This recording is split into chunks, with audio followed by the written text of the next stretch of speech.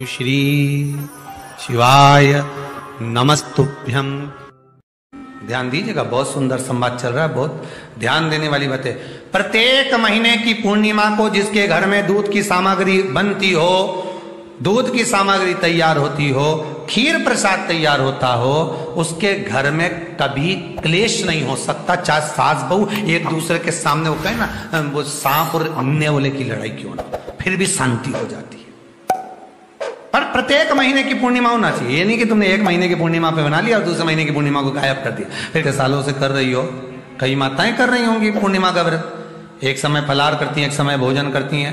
भोजन में खीर का होना जरूरी होता है पूर्णिमा के व्रत में, दूध की सामग्री होना जरूरी होती है पूर्णिमा के व्रत में। 12 महीने की पूर्णिमा करो, मना नहीं है। और पूर्णिमा उठाने का भी समय होता है। चैत्र के महीने की जो पूर्णिमा होती है, चैत्री पूर्णिमा पहली पूर्णिमा मानी जाती है, इसलिए चैत्री पूर्णिमा को सिद्ध पूर्णिमा कहते हैं, कार्य सिद्धात्री पूर्णिमा कहते हैं, सिद्ध करने वाली। मनोरथी पूर्णिमा कहते हैं, मनोरथी पूर्णिमा। इसलिए पूर्णिमा का व्रत कहां से उठाया जाता है? चैत्र के महीने की पूर्णिमा से पूर्णिमा का व्रत उठाया जाता है कि मैं महीने की पूर्णिमा करूंगी तो चैत्र पूर्णिमा से उसको उठा लिया जाता है।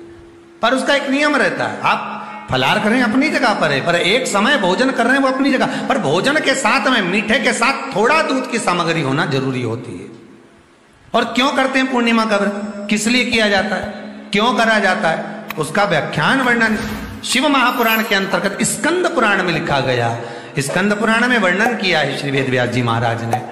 कहा यह पूर्णिमा का व्रत इसलिए किया जाता है कि व्यक्ति का जब मन गलत भ्रम में जाने लगता है, मन जब गलत जगह पर जाने लगता है, तो ये मन को गलत जगह पर ले जाने वाला कौन होता है? तो कहा यह चंद्र होता है। व्यक्ति की राशि के अंतर्गत, व्यक्ति की पत्रिका के अंतर्गत, व्यक्ति की ग्रह दशा के अंतर्गत जब चंद्र बेकार चलता है तो व्यक्ति अच्छा करते करते भी बेकार करने लग जाता है।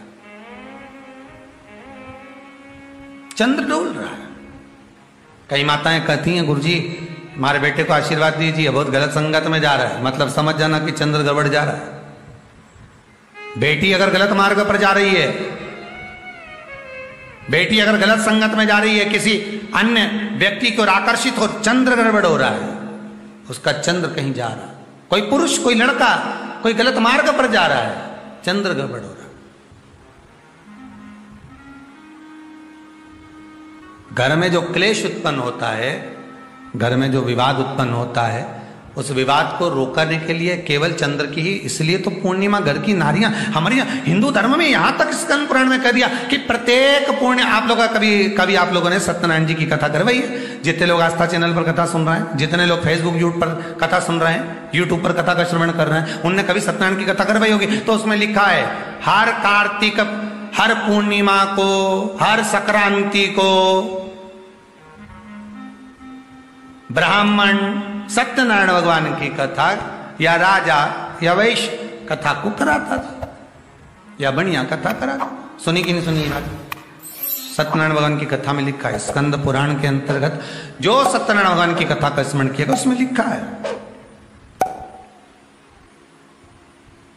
प्रत्येक संक्रांति पूर्णिमा को सत्यनारायण की कथा करवाने लगा और ये योनि को प्राप्त हुआ, इस योनि से छूटा, इस योनि में गया।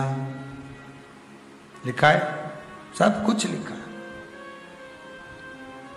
अब उत्ते से समझ जाओ कि पूर्णिमा को सत्यनारायण की कथा करने का बोला है, तो पूर्णिमा को सत्यनारायण की कथा का क्यों बोला? वैसे तो रोज कराओ सत्यनारायण जी की कथा, प्रतिदिन कराओ, मना नहीं है। आप क्या कोई विशेष फंक्शन है आप सत्यनारायण जी की कथा करवा, पर पूर्णिमा संक्रांति को और संक्रांति को पूर्णिमा को सत्यनारायण की कथा का स्मरण क्यों करवाया गया? क्योंकि पूर्णिमा के दिन अगर ये भगवान का व्रत रख लेगी, पूर्णिमा के दिन अगर ये खीर का प्रसाद बना लेगी, थोड़ा सा दूध की कोई सामग्री बना लेगी और भगवान को भोग लगा देगी, भले सत्यनारायण भगवान के भाव से बनाए, भले सत्यनारायण जी के निमित्तार्थ बना, पर अगर इसने सत्यनारायण भगवान के निमित्त से बना, पर पूर्णिमा के दिन अगर ये व्रत रखेगी, उपास रखेगी या कोई सामग्री बनाकर भगवान की पूजन कर लेगी तो इसके घर में जो अशांति है वो शांति में बदल जाएगी। इसलिए कई घरों में आज भी सत्यनारायण भगवान की पूजन हर पूर्णिमा को करती है। माता किताब लेके बैठ जाती है, तुरंत तुरंत उन्हें ऑफिस जाना, कहीं काम पे जाना, और तुरंत तुरंत उसने जल्दी जल्दी कलश रखा, कलश नहीं भी रखे तो भगवान की पूजन कर को रखे, ब्राह्मण देवता को बुला लेगी, ब्राह्मण नहीं आएंगे तो खुद कर लेगी, पर करती जरूर है। इतना सा आटा सेक लेगी, पंजेरी बनाई, सीरा बनाई, मिठाई रख दो, कुछ भी करेगी पर सत्यनारायण की कथा कर लेगी। उसका मन लग गया उसमें, मतलब पूर्णिमा को करना है। उसको करने से क्या होता है? शांति रहती है, शीतलता रहती है। फिर निवेदन करूंगा, दुनिया में ऐसा कोई समस्या नहीं जिस समस्या का कोई निदान नहीं। हर समस्या का निदान है, पर निदान किसी दूसरे के पास नहीं, निदान केवल मेरे भोले नाथ के पास में है। आपको अगर किसी समस्या का सफल आनंद चाहिए तो शंकर की शरण में जाओ। आपको सीहोर आने की भी जरूरत नहीं है, आपको हमसे मिलने की जरूरत नहीं है, आपको पंडित प्रदीप मिश्रा के पास नहीं आना, आपको किसी बाबा जोगी के पास नहीं जाना, आपको किसी के बेल भभूति लेने नहीं जाना, आपको तो शिव के पास जाना। जो शंकर की वस्तु है उसको स्वीकार करो, बस शंकर की वस्तु को स्वीकारिए।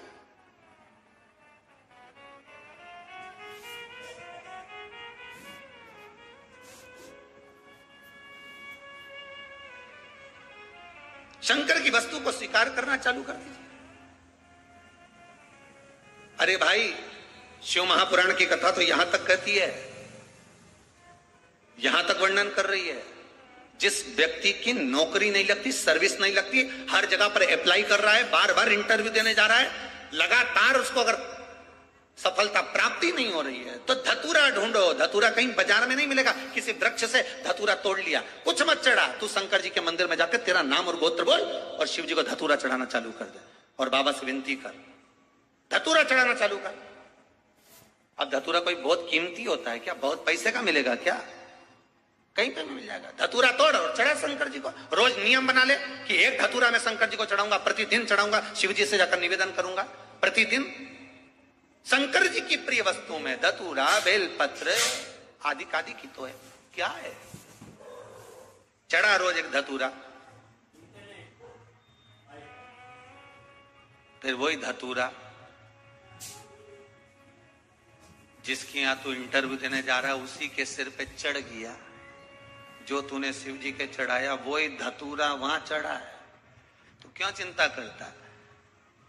आ गया पूर्णिमा की रात्रि, बड़े से बड़ी बीमारियां, बड़े से बड़े रोग, बड़े से बड़े बड़े कष्ट इस पूर्णिमा की रात्रि को छूट जाए। दमे की बीमारी, श्वास की बीमारी, अनिद्रा की बीमारी, रात्रि को जगना, ये सारी बीमारियां पूर्णिमा की रात्रि को अगर व्यक्ति अपने जीवन को सुखमय बनाए, अपने जीवन को आनंदमय बनाए तो सब छूट सकता। पूर्णिमा की रात्रि को पीपल के पत्ते 5 लेकर उसके ऊपर खीर डालकर रात्रि को खा लेने से महाराज दमे की बीमारी, श्वास की बीमारी रुक जाती है, वो बीमारी बढ़ती नहीं है, उससे कष्ट नहीं होता। जिन बच्चों के नेत्र कमजोर होते हैं, रोशनी कमजोर होती है, पूर्णिमा के दिन रात्रि को 12 बजे भगवान चंद्रदेव का दर्शन कराइए। 5 से 7 मिनट तक नयन मिलाए चंद्रदेव के साथ और बाद में एक पीपल के पत्ते पर खीर जो चंद्र के नीचे रखी हुई है उसी खीर को चटा दीजिए, फिर चंद्र का दर्शन कराओ।